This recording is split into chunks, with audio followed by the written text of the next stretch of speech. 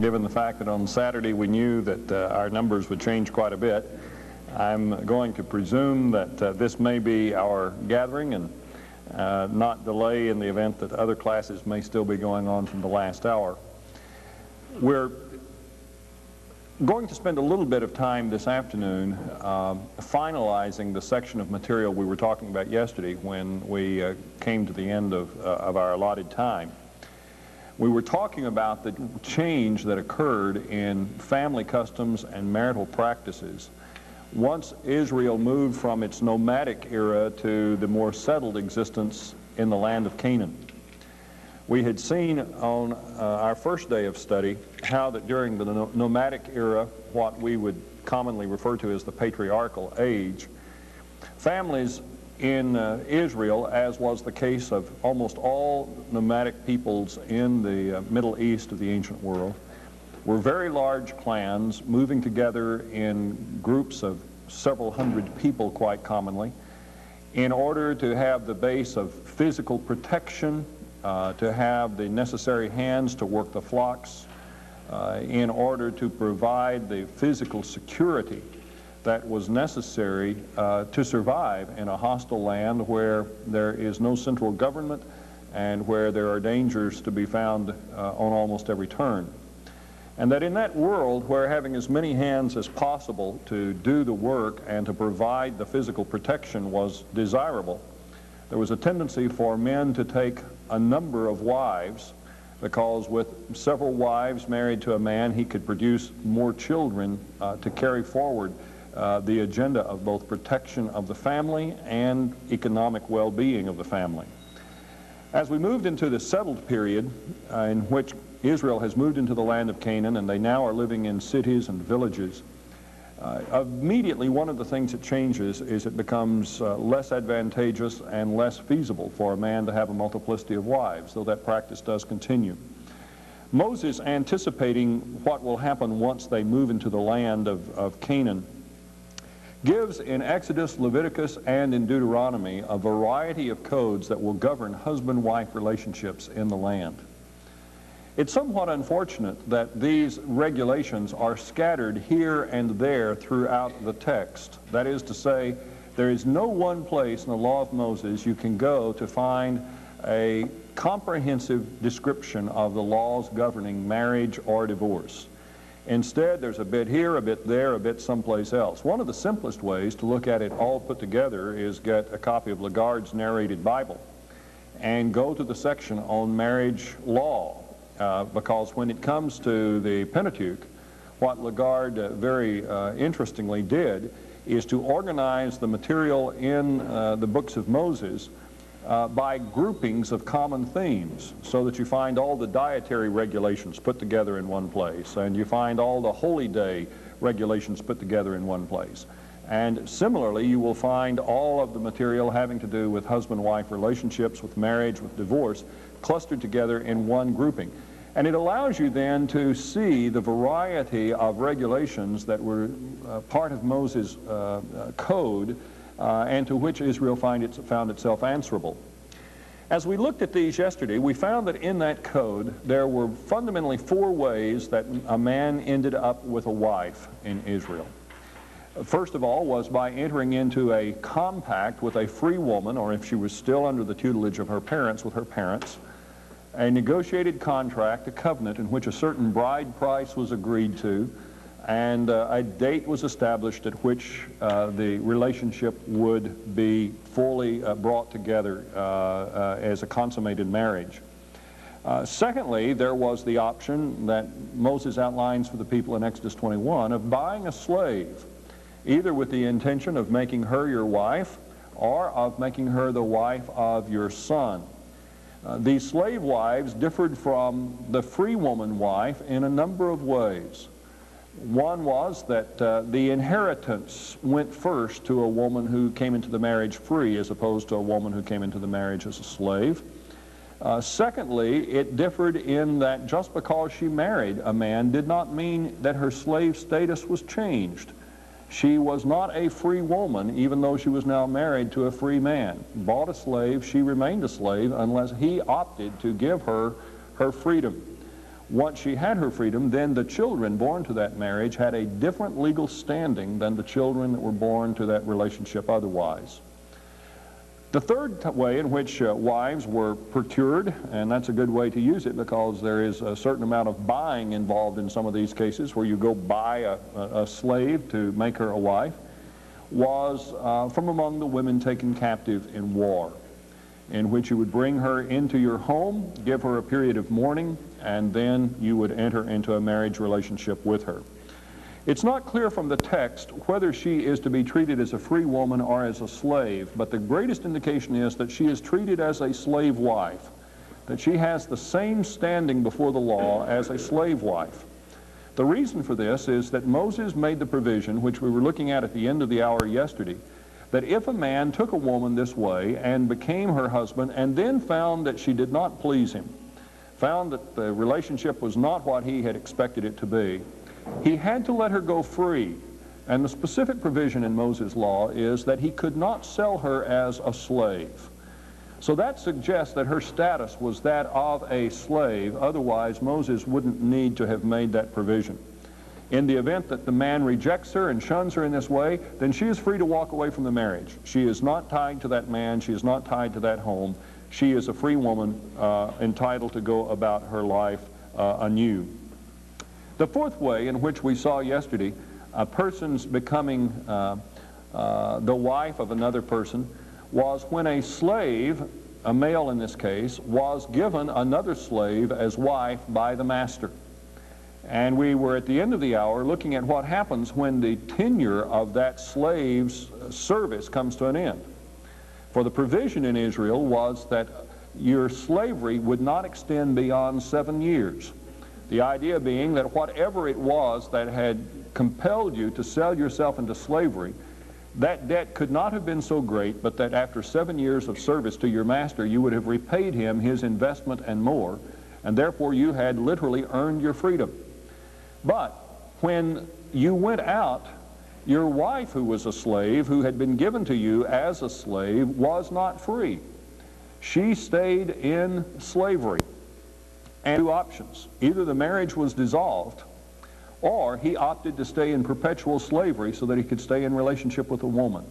And this is where Moses makes that interesting provision that if a man chooses perpetual slavery, then he will be taken out to the doorpost of the house, and an awl will be driven through his ear to create a hole in the ear that is the indication that he has accepted perpetual slavery in order to stay with his wife and children.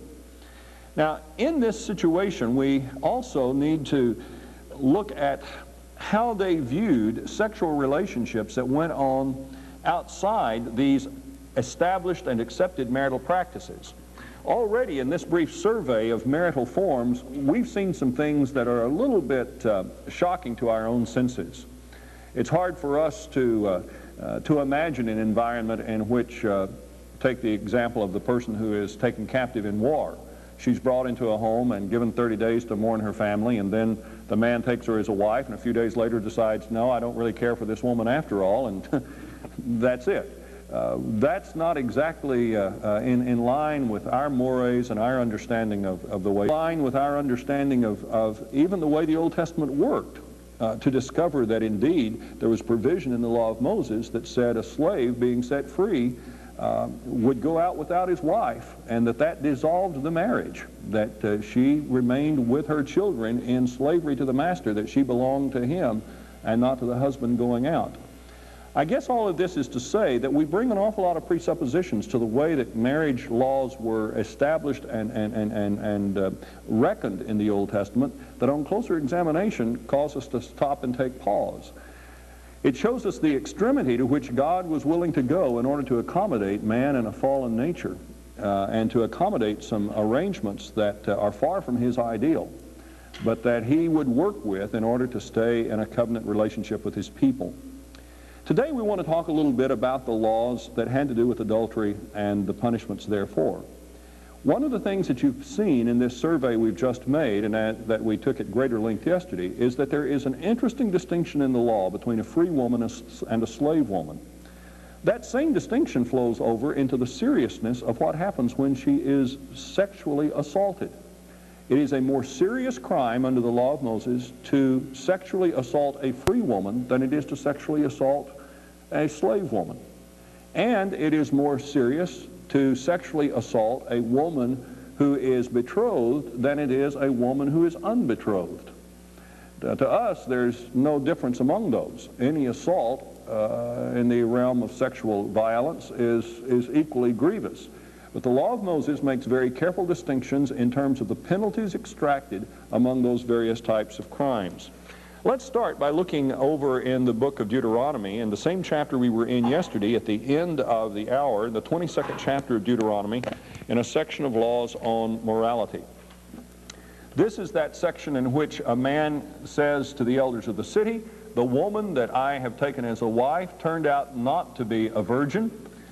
She has been a harlot, obviously, she meaning not necessarily literally that she'd been a harlot, but that she has been unfaithful to her husband, meaning in this case her promiscuity before they actually had the wedding ceremony. Keep in mind that we said yesterday, under their provision, once the betrothal occurred, any sexual activity on her part outside that relationship was considered adultery. And so if she had had sexual relationships with another man before the wedding ceremony, but after the betrothal, she was guilty of adultery, and that's what he has brought charges against her regarding as he comes to the elders of the city. And these elders then examine the evidence. Her parents bring out the tokens of her virginity, spread that cloth out before the elders of the city, and they render a verdict. Those were the things we were talking about yesterday. Now, at the end of that legislation in the 22nd chapter of Deuteronomy, we find further regulations concerning what happens when a man violates a woman sexually. In verse 22, the writer says, or Moses says, if a man is found lying with a married woman, then both of them shall die. The man who lay with the woman and the woman, thus you shall purge the evil from Israel. If there is a girl who is a virgin engaged to a man, and another man finds her in the city and lies with her, then you shall bring them both out to the gate of that city, and you shall stone them to death. The girl because she did not cry out in the city, and the man because he violated his neighbor's, notice the language, wife. Now notice that the provision is if she is engaged, if she is betrothed. But she is to be treated under the law as though she is wife already. Virgin is not the crime of a virgin being raped, but the crime of a wife committing adultery. Later in this section of law, he's going to deal with what happens if a virgin is overpowered. But at this point, the issue is this woman is being treated as a wife under the law. If there is a girl who is a virgin, engaged to a man, another man finds her in the city and lies with her, then you shall bring them both out to the gate of that city, and you shall stone them to death, the girl because she did not cry out in the city, and the man because he violated his neighbor's wife. Thus you shall purge the evil from among you. But if in the field the man finds the girl who is engaged, and the man forces her and lies with her, then only the man who lies with her shall die. But you shall do nothing to the girl. There is no sin in the girl worthy of death, for just as a man rises against his neighbor and murders him, so is this case. When he found her in the field, the engaged girl cried out, but there was no one to save her. In other words, we give her the benefit of the doubt in the field. Now notice that in the case of the city, the presumption is that she would have had help if she cried out. In the field, the presumption is that there was no one around that was able to save her. The presumption also seems to be governed by what is said back in verse 22. It says, if a man is found lying with a married woman, then both of them shall die. The implication seems to be from verse 22 that the girl who is a virgin engaged to a man who lies with another man in verse 23 is discovered in the act, is caught in the act. The language of verse 22 seems to also embrace the specific variation of the general theme in verse 23. So she is discovered, and if there are people close enough to discover her, the assumption is that there were people close enough to hear her cry out had she chosen to do so. Therefore, her failure to cry out meant that she was a willful accomplice in this sin, and that's why she dies. But in the field, it's a different matter, and you give her the benefit of the doubt. Now then, we come to verse 28, and the conditions change a little bit more. If a man finds a girl who is a virgin, who is not engaged, okay, now before we were talking about the virgin who is engaged. If a man finds a girl who is a virgin, who is not engaged, and seizes her and lies with her, and they are discovered, see again, the implication is they are caught in the act. Then the man who lay with her shall give to the girl's father 50 shekels of silver, and she shall become his wife. Because he has violated her, he cannot divorce her all his days. Now that'd be a little tough for us to buy into, wouldn't it? If you've dealt with people, as I often do in counseling, who are themselves the victims of rape, the last person they would ever want to have to spend their life with is the person who perpetrated that crime upon them. And so this is a particularly difficult one for us to accept. There are provisions elsewhere in Moses, though, that provide that the father can reject that, and he does not have to permit his daughter to live in this situation if he chooses. But I want you to notice a couple of things that happen in this pattern. Number one, the first principle we see here is that it is more serious to violate an engaged girl, an engaged woman, than it is to violate an unengaged one. But there is that hierarchy in Moses. Fine that is paid is not paid to the girl. Who does the man pay 50 shekels to? Her father. Now why does the father get? She is damaged merchandise. That sums it up very well. She is damaged merchandise. Keep in mind that the man who marries this woman was going to bring a bride price to the father. But she will not be able to bring a bride price now identified as one who has been sexually violated. Therefore, the man who has assaulted her must pay the father damages. In this setting, we are introduced to a principle that will come up over and over in Moses. And that is that in the case of sexual impropriety, it is never the woman involved who is considered the damaged or injured party. It is always a man involved who is considered to be the one who was damaged. Now, let's just take a look at that. We're going to look at a variety of passages under this. Before we do it, let me talk a little bit about their understanding of marriage in this regard. The word to marry in Hebrew was a form of this word. And there's a little smooth breathing there. Baal. Who was Baal? Yeah. This is the name Baal, is the way we normally pronounce it, but to them it was Baal. Baal was the principal deity of the Canaanite people. And his name meant the one who owns. He was the owner of the land of Canaan. He was the Lord of the land of Canaan. And it's interesting that the Hebrew word for to marry is a variant of the word Baal. It means to come into ownership of something. So your analogy a while ago that she was damaged merchandise is altogether appropriate, because in this way the woman who is being brought into this marriage is treated like a piece of property. If you think back about the 10 Commandments, not coveting your neighbor's wife as part of the provisions about not coveting your neighbor's property. You shall not covet, and you start listing all of his goods, and at the end of it is his wife. These are things that he owns, and you may not deprive him of it. If you look at the language of Exodus 20:17, you'll see this. Just to remind you, you know the 10 Commandments, but maybe you've never looked at this section of it that closely. Notice how he words it. You shall not covet your neighbor's house. You shall not covet your neighbor's wife, or his male servant, or his female servant, or his ox, or his donkey, or anything that belongs to your neighbor. And in the Hebrew, the verb is anything your neighbor owns. So he owns this woman. You shall not covet that of him. Because the husband owned the wife, and the wife did not own the husband, the Mosaic system had a number of interesting provisions. For instance, a man could have several wives, but a wife could not have several husbands. You ever stop to think about that? What was good for the gander wasn't good for the goose. A man could have multiple wives.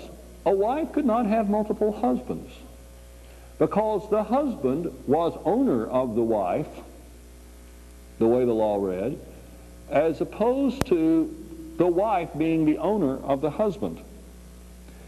As a result, we're going to see, when we look at the provisions having to do with adultery, that under the law of Moses, when a man had sexual relationships with a woman not his wife, he was not considered to have sinned against his wife.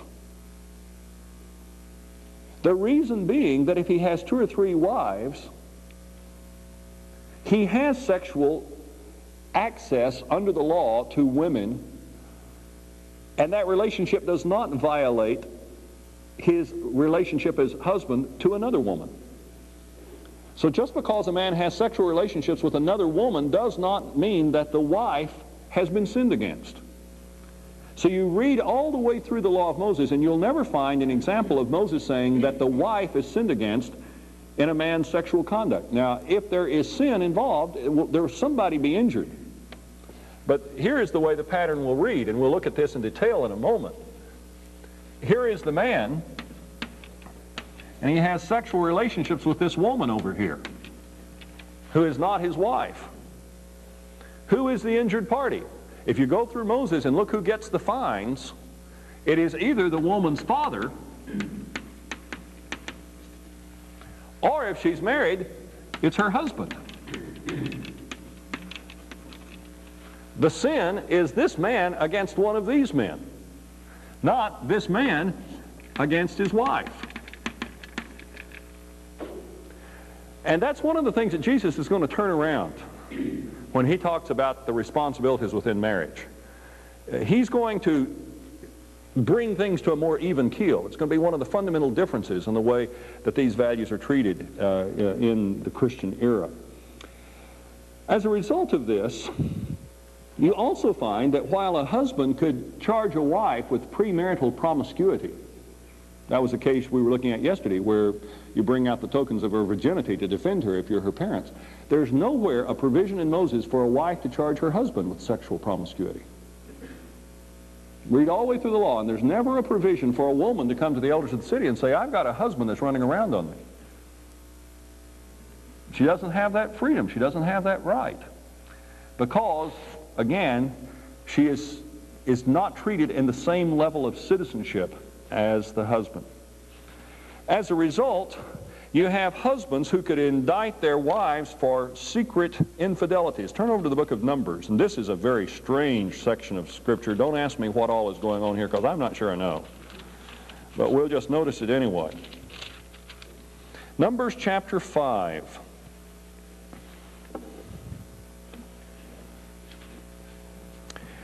The Lord spoke to Moses, verse 11, saying, Speak to the sons of Israel and say to them, if a man's wife goes astray and is unfaithful to him, now you'll never find in Moses any words of the fact of he is unfaithful to her. It's always she is unfaithful to him. If a man's wife goes astray and is unfaithful to him, and a man has intercourse with her, and it is hidden from the eyes of her husband, and she is undetected, although she defiled herself, and there is no witness against her, and she has not been caught in the act. Okay, so this one was really well concealed. If a spirit of jealousy comes over him, that is, over the husband, and he is jealous of his wife when she has defiled herself, or if a spirit of jealousy comes over him and he is jealous of his wife when she has not defiled herself. So what he's saying is, what happens when a husband suddenly starts suspecting of his wife of playing around on him? No matter whether she's defiled herself or not. What do you do about it when he gets suspicious? Well, the man shall then bring his wife to the priest, and shall bring as an offering for her 1/10 of an ephah of barley meal. He shall not pour oil on it, nor put frankincense on it, for it is a grain offering of jealousy, a grain offering of memorial, a reminder of iniquity. Then the priest shall bring her near and have her stand before the Lord. And the priest shall take holy water in an earthenware vessel, and he shall take some of the dust that is on the floor of the tabernacle and put it in the water. The priest shall then have the woman stand before the Lord and let the hair of the woman's head go loose. One of the penalties in the ancient world for adultery was to have a woman's hair let down, and then frequently she was shaved. That's what Paul is alluding to in 1 Corinthians 11 when he talks about the women in the assembly in Corinth, and he says, if they will not be covered, let them be shaved. What I believe he's talking about there is that in Corinth, if you study the art of Greece in the 1st century, you will discover that women of propriety always wore their hair in a hairdo on top of their head. You will never see a woman with free hanging hair in Greek society. The only women who wore their hair long were prostitutes, that is, hanging down. And I think what is happening in Corinth is that women are saying, hey, we're free in Christ. We don't have to conform to all these customs of society. How I wear my hair is my own business. And they're coming into the assembly with custom, following the local mores. So that the Christian community is beginning to be identified in the eyes of the public as encouraging moral looseness. And so Paul, let her go all the way. Just go ahead and shave her head, because that was the common penalty for someone who was convicted of that wrongdoing. Well, here we've got an early precursor of this, of where this woman who's been accused of being an adulteress is going to have her hair let down. Okay? Then, as he continues, he says, the priest shall have the woman stand before the Lord and let the hair of the woman's head go loose and place the grain offering of memorial in her hands, which is the grain offering of jealousy. And in the hand of the priest is to be the water of bitterness that brings a curse, this water that dust has been mixed in from the floor of the tabernacle. And the priest shall have her take an oath and shall say to the woman, if no man has lain with you, and if you have not gone astray into uncleanness, being under the authority of your husband, be immune to this water of bitterness that brings a curse. If, however, you have gone astray, being under the authority of your husband, and if you have defiled yourself, and a man other than your husband has had intercourse with you, then the priest shall have the woman swear with the oath of the curse, and the priest shall say to the woman, the Lord make you a curse and an oath among your people by the Lord's making your thigh waste away and your abdomen swell. And this water that brings a curse shall go into your stomach and make your abdomen swell and your thigh waste away, and the woman shall say, Amen, Amen. The priest shall then write these curses on a roll, and he shall wash them off into the water of bitterness. Okay. Then he shall make the woman drink the water of bitterness that brings a curse, so that the water which brings a curse will go. And the priest shall say to the grain, shall take the grain offering of jealousy from the woman's hand, and he shall wave the grain offering before the Lord and bring it to the altar. And the priest shall take a handful of the grain offering as a memorial offering and offer it up in smoke on the altar. And afterward he shall make the woman drink the water. When he has made her drink the water, then it shall come about, if she has defiled herself and has been unfaithful to her husband, that the water which brings a curse shall go into her and cause bitterness, and her abdomen will swell, and her thigh will waste away, and the woman will become a curse among her people. But if the woman has not defiled herself and is clean, she will be then free and conceive children. This is the law of jealousy, when a wife, being under the authority of her husband, goes astray and defiles herself, or when a spirit of jealousy comes over a man and he is jealous of his wife, he shall then make the woman stand before the Lord, and the priest shall apply all this law to her, and shall bear her guilt. That is, whoever her sexual partner is, we're not going to try to find out. We didn't catch them in the act. She pays the penalty, but we don't, go to any extraordinary means to try to find out who the man was that violated her. Now, I'm not sure what all is going on here. I'm not sure how a little dust and some water causes your abdomen to swell and the thigh to rot away. I rather think it happened probably with great rarity. Certainly when you read rabbinic literature on this passage, the rabbis know very few instances of this ever having happened, although they knew a lot of men who brought charges against their wives. What we probably have here is another of these provisions that I was talking about yesterday in Moses, in which Moses is trying to find a way to give a woman some protection from the arbitrariness of a husband. Because the more you see how their society treated the woman as just a piece of property that could be disposed of, then you had to give her some safeguard against a husband who was like a lot of husbands are, rather self-centered and preoccupied with their own pettiness and given to jealousies and given to impulsiveness. And she has to have some protection from a husband who would get jealous about her and start charging her with things. And so Moses has this ritual that she goes through that exonerates her. And if she is exonerated, then no more can this charge be raised before the leadership. Now, interestingly enough, you have all of this lengthy legislation now. It runs on for 16, 17 verses in a modern text on what a man can do if he thinks his wife has been unfaithful to him. But there's not a word in the law of Moses about what a woman can do if she thinks her husband has been unfaithful to her. Now then, we talked a while ago about the wrongdoing that is here, who is sinned against. Let's look at some passages that deal with that, and then I'll take any questions you have. Let's turn over to Leviticus chapter 18.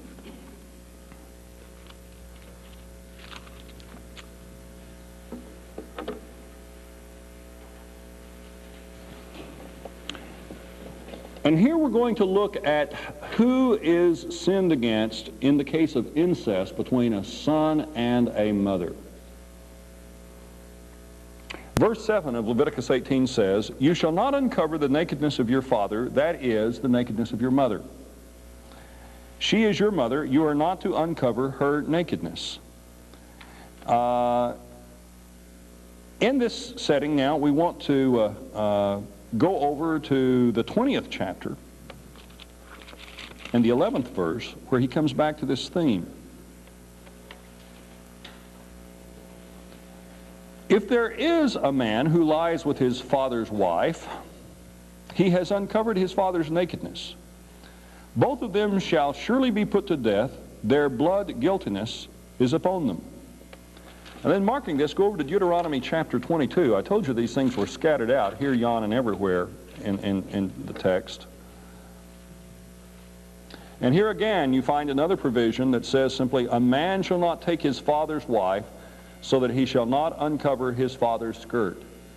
So incest between a man and his stepmother, a man and any of his father's wives, this doesn't have to be his mother. This is a sin between a man and one of his father's wives, is to be treated as any level of adultery. But what happens if he has relationships with his aunt? There's provision in the law for that as well. Come over, if you will, back to Leviticus 18.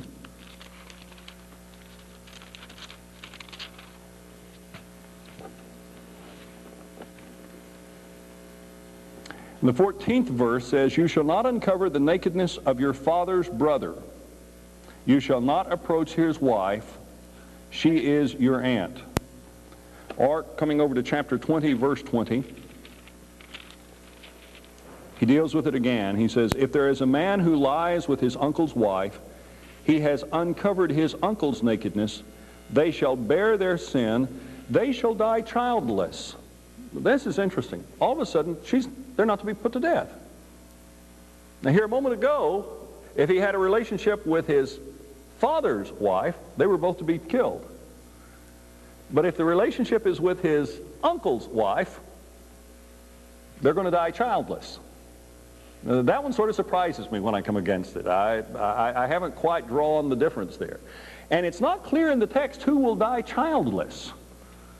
Whether the woman will die childless and the man will die childless, whoever he's married to, it just simply says they will die childless. and that seems to be the penalty that comes upon them. Now then, come back to Leviticus 18 again.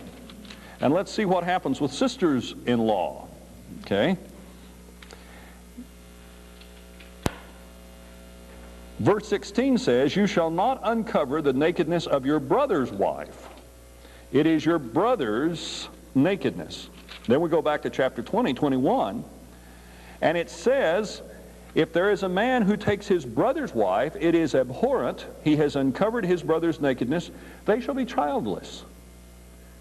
Now this is very interesting, because we started off reading provisions that said if a man has relationships with a woman, they shall be put to death.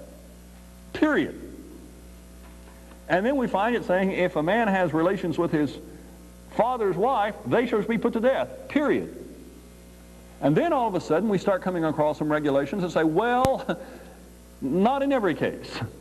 If she is his aunt, then they don't get put to death. And if it is his sister-in-law, they don't get put to death. And you can imagine what kind of hair-splitting this got the rabbis into.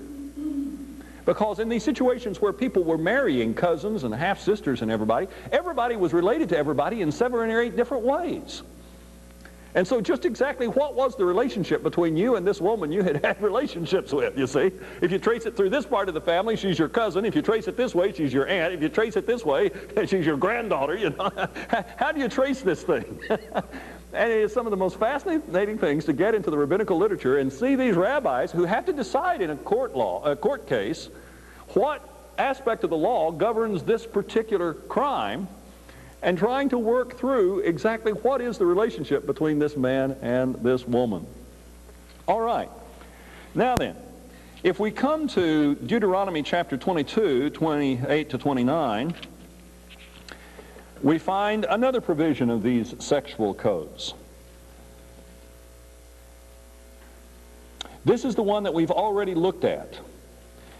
This is the one in which we see the girl's father receiving the 50 shekels of silver because she has been violated. It's interesting to notice then what happens in Exodus chapter 21. Let's go over there.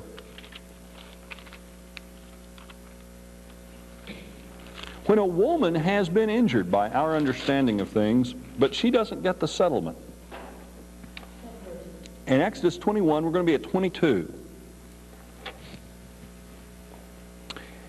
If men struggle with each other and strike a woman with child so that she has a miscarriage, yet there is no further, as the woman's husband may demand of him, and he shall pay as the judges decide.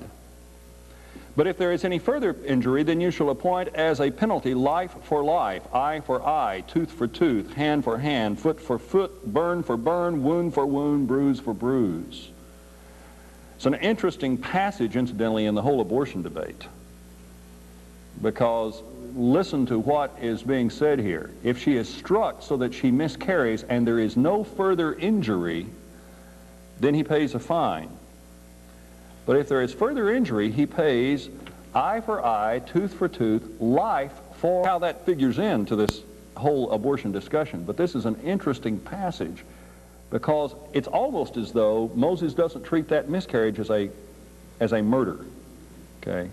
Even though the man, even in our society, would be convicted of manslaughter if he struck a woman, especially in the 3rd term, so that she lost the child. But anyway, the point I'm making in going here is that though the woman suffers the injury, who gets the fine? Her husband. Settlement doesn't go to the wife. She doesn't prosecute in court. It is the husband who will bring the charges, and it is the husband who will get the financial settlement. Mike, is that sort of based on the husband's lost the future? Yeah, that's right. The husband has lost the future economic input that this person will make. One of the other provisions that is here in Moses, and I was just looking here to see if I had jotted down the reference to it, and I apparently have overlooked it in putting my notes together, is that what if 2 men are struggling with each other, and the woman defending her husband, she is to be punished. She is to be punished. Now, I said when particularly women are going to be very uncomfortable with a lot of this because it really does look like the law of Moses is saying that women are second-class citizens, that they have very little rights by way of rights or control over their destiny or anything else. And we have to work with this and put it within a larger frame of reference than just the law of Moses, or we will misunderstand, I think, what is happening here. Let's go back to what I have pointed out 2 or 3 times already, and I think it's essential for us to keep in mind. And that is, there is a world of difference in what God sets forth as His ideal and what God is willing to accommodate. Now let's take it out of this controversy in Moses and bring it into our own world. Do you believe that God's ideal is human slavery? None of us in the 20th century really accept that God's ideal is human slavery. Now, had we lived 200 years ago, might have been different. We could have gotten a quick argument started by asking whether or not slavery is God's ideal. And people would have quoted all kinds of proof texts in the Old and New Testament to show that God legitimatized and provided regulations for slavery, and even through Paul told slaves not to try to seek their freedom unless it was offered to them without them extracting it in some way. And yet we've come to realize that those passages on slavery are not an expression of God's ideal, but an accommodation that God had to make given the state of society at that time. Look what happened in our society when people wanting to change the status of slaves tried to give them their freedom. Was it easily accomplished? Not at all. The most violent, deadliest war of our American history followed. Okay? You know, we forget that the worst war that we had in terms of American casualties was the American Civil War, because every casualty in that war was an American. It's still the bloodiest chapter in our history. Now, God faces that predicament when He starts working with a society whose mores and practices are extremely alien to His ideal. How fast do you move people from where they are to where they ought to be? Ask them to make a quantum leap in one step, they won't make it. There will be more wrongdoing, more unrighteousness, more wickedness in the resistance to that. So God works with people and lets societies evolve and develop in their own moral consciousness.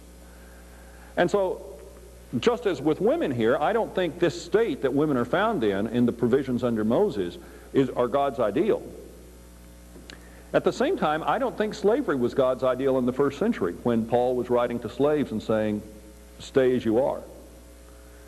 It took us as Westerners another 18 centuries to work through in our own sensitivities to the point that we began to realize this is immoral, this is wrong, this is unjust. And a large enough nucleus of people began to believe slavery was wrong that with time and get away with the problem of slavery, not just in this country but almost around the globe in the early 19th century. In the same way, God was working with Israel, which was coming out of a world in which, though we see women treated in these passages as something of second-class citizens by comparison with today, if you were to compare the plight of women in Jewish society with the plight of women in other societies around them, these are big steps forward.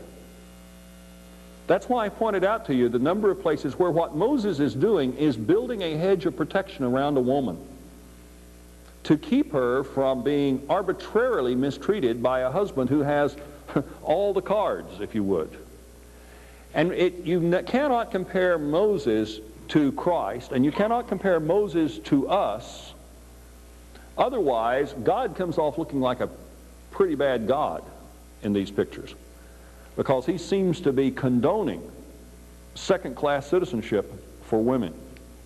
When in fact, what He is really doing, if you study Moses against the contemporary societies of his day, is that He's pulling them a long way toward more humane treatment of women.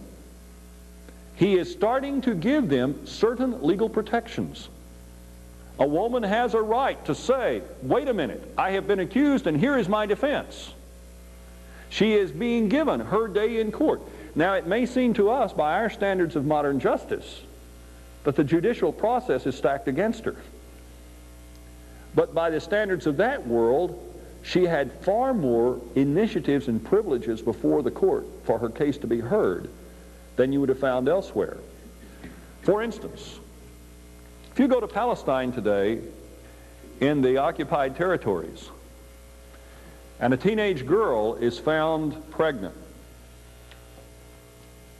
do you know what the outcome is? Her father chokes her to death. Period. The day in which he discovers her pregnancy, her father is to kill her.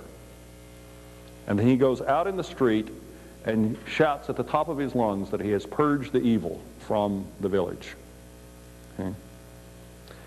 And that authority of the father to act on his own initiative is laws.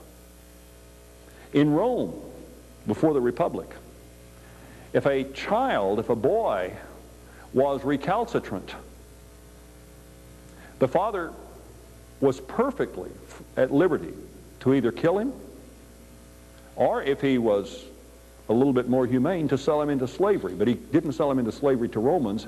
He went across the river, across the Tiber, to where the Roman enemies' cities were, and he sold him into slavery to the enemy. In American slang, we have the phrase selling someone down the river, referring to the days when people were sold down the Mississippi in slavery. In Roman society, the proverb comes from Rome, and it was to cross the river, and you said, how much will you pay me for this boy? Okay? And there was no right of appeal on the boy's part. What does Moses do? Moses says, if the father accuses this boy of being recalcitrant, the boy has a hearing before the elders of the city. Now, they may put him to death, they may listen to the evidence, and they may decide in the father's favor, but we will protect the boy's rights. What you're beginning to see in Moses is one of the first codes in the ancient world that starts abridging the absolute authority of the father to begin to recognize that women and children too have rights. And as the years have gone by, we become more and more sensitive to the extent that children and women have rights, and we're still in the process of working through exactly where that balance is to be struck. I say these things because, A, it's important for us to understand, as I said on Thursday, that God has worked with a lot of situations that are far from His ideal. And that gives me a little bit of comfort today when I have to work with some situations that are far from His ideal. If He had the grace to reach out and accommodate some things that even by our fallen tastes are not at all worthy of approval, how much more so they fall below His standards and expectation. And yet He would reach out and He would accommodate this, and He would work with people patiently in order to stay in covenant relationship with Him. But also, I think it is important in a day in which the women's rights issues are so widely debated and discussed, and many times Christianity and Judaism are put down because of some of the codes that they included regarding the status of women, for us to not be guilty of making the mistake I warned against a moment ago, of judging ancient codes by contemporary standards. For almost inevitably, when you look at what is happening in Christianity in the 1st century, or what is happening with Moses in the 12th to 14th century BC, you will find that what God is codifying there is stretching society forward. You compare it to contemporary settings, and for the most part, you're seeing that God is beginning to nudge people toward a more humane treatment of their fellow man. You really see this in the code of slavery in Moses. Moses has the only code in the ancient world in which a slave may not be enslaved for his lifetime, in which 7 years into it, the slave gets his freedom. That is a major differential from the ancient world, because in the rest of the ancient world, even among people as sophisticated as the Greeks, the slave was considered not to have a soul. Aristotle referred to a slave as a talking tool. That was his phrase for a slave, a talking tool. Okay? They had no rights. They had no protection under law. They had no status under law, other than just a man's property. And so if a slave killed his master, it was quite common for all the slaves in the house to be executed by the heir. Even though they had no part in the crime, you execute all of them to teach them that they don't do that sort of thing again. The absolute control of masters over slaves was still unbroken in Paul's day. You see it most grossly in the home of the emperor. Nero had a slave serve him wine one day that was too warm, and so he had him thrown to sharks. Another man served him food that was too cold, and Nero had him cooked in the oven. I mean, these were things that just went on around the household all the time. Okay? And there was no one who thought that inappropriate, because slaves did not have existence. They did not have being. They did not have soul. They were a talking tool. And so when you take the attitude towards slaves that prevailed in the ancient world and put the attitudes of Moses alongside it, that these people have rights and privileges and freedoms to be restored, they are to be treated with dignity and respect. They didn't always have all the rights of freedmen, but they also were not treated like slaves in other societies. You begin to appreciate what the dynamic is in these passages. And one of the things that we have to be avoiding always is comparing them to us today, because what we've benefited from is all the centuries of lessons we've learned. And these are the stories that helped us start learning the lessons and to get to the place that we are today. Okay, questions or comments? Heston. Now, in relationship to the woman, John 4, Yeah. had 5 husbands. Yep. And how do you figure her case? How could she manage to have 5 husbands? We didn't, okay, because she had been divorced by a whole series of men. Okay. The provision that Moses made for the bill of divorcement was, let's go over that. We didn't look at that, and we really should have. The provision that he made for the bill of divorcement was that when a man, and boy, you talk about some things that are interesting when we get into it.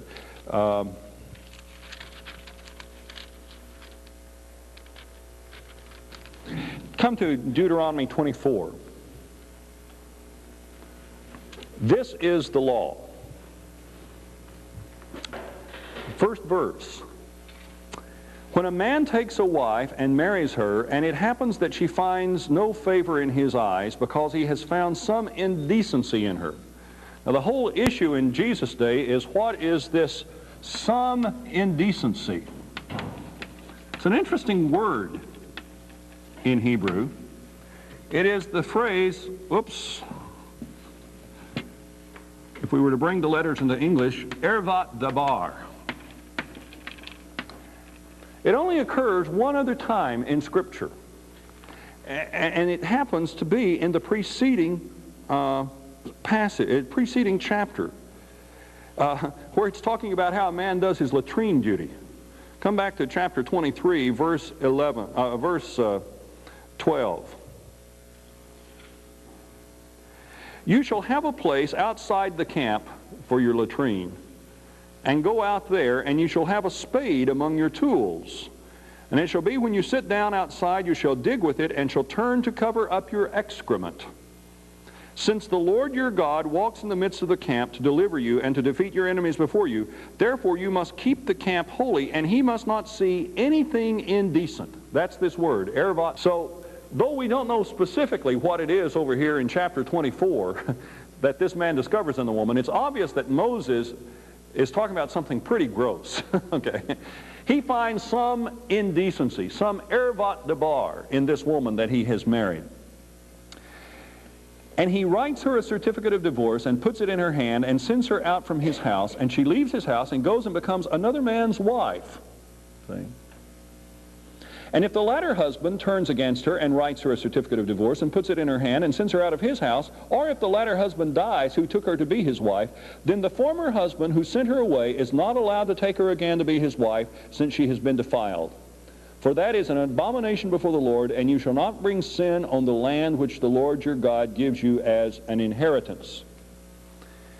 Now the provision was that a woman was divorced at the point that a man placed in her hand the certificate of divorce, which simply said, you are free to another man.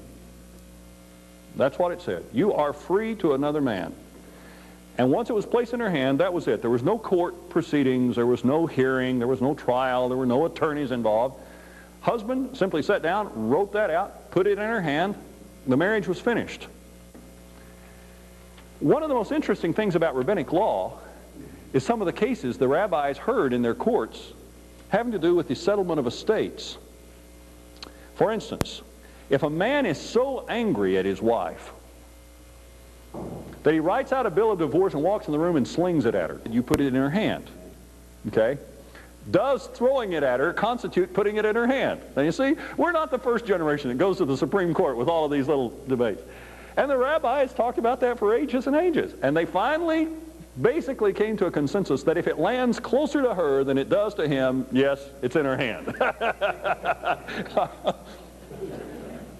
Another issue, and keep in mind that the rabbis get into these cases because a case is brought to court. And they have to decide, what does the law mean? And I would be interested in knowing what happened that brought this case to court. But in the rabbinic literature, there is a case in which they had to decide, what if a man said to his secretary, write out a bill of divorce for my wife, and when you've drawn up the particulars, I'm going to sign it. And the man went out for a walk. And he walked up on the roof of the house. Remember that their house had flat roofs, and the patio was on top of the house. And while he was walking around on the roof of the house, he fell to his death. Is she divorced or not? Because now you're into the rights of inheritance.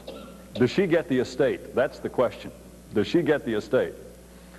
Well, the rabbis decided that if it appears that he jumped intentionally, if it appears that he committed suicide, she's not divorced, because he was doing it to spite her. But if the evidence suggests that he simply lost his balance, or the wind blew him over the edge and he fell to his death, then she is divorced, because had he lived, he was going to do it. And so you have to then go back and do an autopsy on the body and reconstruct the scene of the death and determine what has happened. You get into all of these interesting kinds of give and takes about how this passage is completed. But what everybody agreed on is that once you put that certificate in the woman's hand, she is divorced. And notice what the decree says. This is important in understanding the context in which Jesus talks about divorce in the New Testament. Because I hear people say, Jesus said you could divorce, but that didn't mean he said you could remarry. But the divorce decree said, you are free to another man. When Jesus talked about divorce, it was in the context of a divorce decree that said, you are free to another man. And this was your way of going out and saying to another man, I can become your wife. And so what this woman had experienced was a whole series of husbands who had stayed with her for a while and put her on the street. Now the evidence is that what Moses is doing with the certificate of divorce is again protecting the rights of the woman. It looks to us rather arbitrary that he can just write out this certificate and give it to her. But what Moses is first of all doing is saying you can't just walk away from a woman and leave her no freedom to fend for herself economically or personally or in her old age. The right of family. And so if you're going to walk away from her, you must give her the bill of divorce. Not only, don't come to me later and say, I found such an ervat debar in her, I couldn't handle it, and I wrote that thing. Then after I thought about it, I changed my mind, because he said if she goes out with this certificate that says she's free to another man, and she ever forms up with another man, you can't have her back. So you better get your impulses under control. And what you're dealing with in the days of Jesus is a lot of this kind of arbitrary, just getting rid of a wife at a moment's notice sort of thing. And the belief was that if I get rid of the wife and follow the law properly, I give her the divorce, the decree is filled out properly, if I do everything properly, I'm without sin because I've kept the law. And that's what Jesus is striking at in the Sermon on the Mount when he said, if you put your wife away, you have sinned. He doesn't say she commits adultery. He says you. And he puts the sin back on the divorcing husband for his sending the wife away in the first place. And see, that's one of the places we've missed it. We put all the emphasis on the sin of remarriage and the sin of the husband who sends this woman away in the first place. That's the breaking of the covenant that is the greater concern to God than anything else is. Wayne? When we come across a passage that has a phrase, in this case, where the author of the passage doesn't specifically define parameters. Then what happens after that time is that an oral tradition develops from one span to the other, where the conservative or the strict interpretation is anything can happen. You can call it engagement. That's right. Well, I'm sorry, that's almost perfect. To the strictest is to where there's only one or two things that can happen. How are we to treat and handle passages where the original phrase doesn't specifically define? Well, you see, and you have a lot of those passages like that with the qualification of elders, for instance. Now, I tell you what happened with this phrase, ervat debar, in the days of Jesus. When Jesus was on the scene, you had two, and eventually emerging by the end of the next century under a rabbi by the name of Akiba, sort of three positions. There was the very conservative position held by people like Shammai, who taught his rabbi students that what ervat debar meant, that a woman had to be found having been sexually unfaithful to her husband in some way. It could be prostitution, it could be bestiality, it could be any sexual sin, but it had to be sexual sin in order for a man to divorce her. Then there was Hillel on the other side who said, no, anything he finds in her that doesn't please him falls within this. And Hillel used the example in his writing, and Hillel is a contemporary of Jesus. He uses the example in his writing of a woman who overcooks her husband's food. She overcooks your food repeatedly? That's legit. It even goes so far that by the time Akiba comes along in the 2nd century, Akiba takes the position that if another woman just looks better to you than she does, that's legitimate. And so you're right. You took this phrase, and it's very imprecise, and now then everybody starts attaching its own definition to it. How do you work with that? When you come to the example I used a while ago of qualification of elders, there's some interesting terms in the qualification of elders that it is very difficult to quantify. It's been interesting to me, you see, that we have put a lot of energy into the things that are quantifiable. How many children does he have to have? You know, how many times can he be married? Because we can hang quantities on that. But really the qualities that are going to determine whether he's a good elder or not are over in the realm of some of those things that it's very difficult to quantify. For instance, Titus says, it's not in Timothy's list, but in Titus, the elder is described as a man who is supposed to be a just man. Now, if you trace the roots of that word that we translate just there, it goes back to Aristotle's Nicomachean Ethics. And he defines this quality as being a person who has such wisdom and insight in the law that he would always apply the law the way the lawgiver himself would if he were there to do so. Now, how do you measure that in a man's life? That's a big standard, okay? How do you measure whether this man is devout? What does it mean that he is a devout man? Okay? And we do have this problem in Scripture, because there are some people that I might consider devout, someone else wouldn't consider devout. I think what we always have to come down on the side of, and this is what Jesus is doing in his response to the variety of interpretations of ervat debar, you never take a definition that gives you a loophole for mistreating someone else. You never take a definition that gives you a loophole for mistreating someone else. And Jesus' whole objection to the way that rabbis and the Pharisees were treating this passage in his day is that they were interpreting it in a way that if I followed a formality, I was exonerated from any wrongdoing. And then all the onus was on you because I had kept to the law, you know. And it is that concern that Jesus has. And I think where God gives us vague language, he gives us vague language because he realizes there are going to need to be ranges of opinion. You know, I happen to come out of a congregation in which I have never seen a concentration of talent that is as great as is in that congregation. And we have all sorts of people who will never get a chance to teach in that congregation, lead congregation. And consequently, we have people who may serve as deacons who will never serve as elders in that church that we find move to other congregations and within 2 or 3 years become the most influential elder in that church. But they are simply so overshadowed in our situation that the standards we use for selection put much more exacting definitions on some of those terms than might be the case someplace. God realizes that the talent base is going to differ from place to place, and so he gives us terms that we've got some leeway with. But you never use that leeway so that you put someone in there who obviously violates in his life and his conduct the spirit of what that law is about. Now, I'll show you the kind of divorce and remarriage. Believe it or not, I have people who live well together. And I'm thinking I'm going to divorce her. And if I do, I know that within 3 years she'll marry somebody else.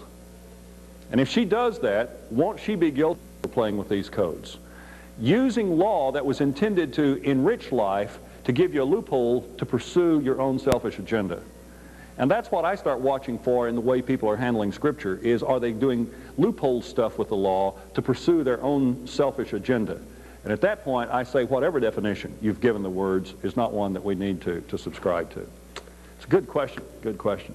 Well, I've enjoyed the dialogue with you, both in class and out of class, and hope you've gained a little bit of insight and had a little bit to reflect about, and overall we'll have a richer understanding of some funny-looking things that are going on back there in the text when we're reading it. Thank you much.